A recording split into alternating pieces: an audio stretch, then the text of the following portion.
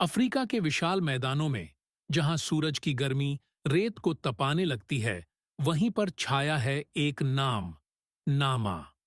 यह कहानी है एक अकेले शेर की, जो सत्ता, संघर्ष और अस्तित्व के लिए लड़ रहा है। यह कोई साधारण शेर नहीं है। यह है नामा, जंगल का एकाकी सम्राट। नामा का जन्म हुआ था सेरेंगेटी के एक कोने में, एक कमजोर मगर जुझारू मां के गर्भ से। तीनों भाइयों में सबसे छोटा, लेकिन सबसे ज्यादा चौकस। वह बचपन से ही अलग था, न डरने वाला, न झुकने वाला।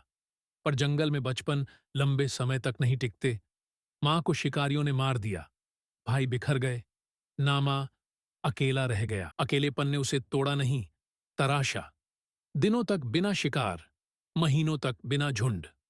कभी हाइना के झुंड से लड़ाई, तो कभी भेड़ियों से मुठभेड़। एक दिन उसने घायल हाथी के शव से मांस छीनने की हिम्मत की और जीत लिया वह भोजन।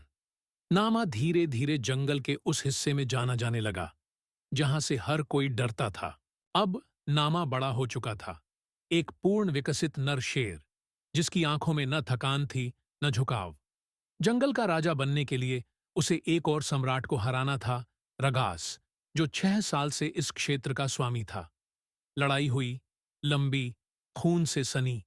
रगास हार गया और नामा बन गया जंगल का नया सम्राट। सम्राट बनने के बाद भी नामा के जीवन में शांति नहीं आई।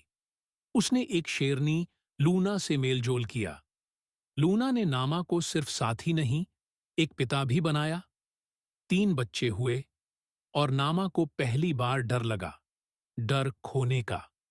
पर जंगल का नियम है, डर को निगल जाओ या वह तुम्हें निगल जाएगा। नई पीढ़ी के युवा शेरों ने नामा के इलाके पर दावा ठोंका।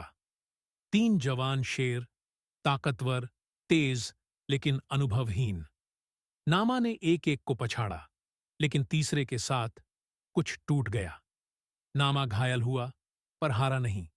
जंगल ने देखा, उम्रदराज सम्राट कैसे मरते नहीं, अमर हो जाते हैं। आज भी सेरेंगेटी की हवाओं में एक गूंज है, वो जो नामा की दहाड़ की याद दिलाती है। वह अब शायद अकेला कहीं दूर बैठा हो, पर उसका नाम जंगल की मिट्टी में है। यह थी कहानी नामा, जंगल का एकाकी सम्राट।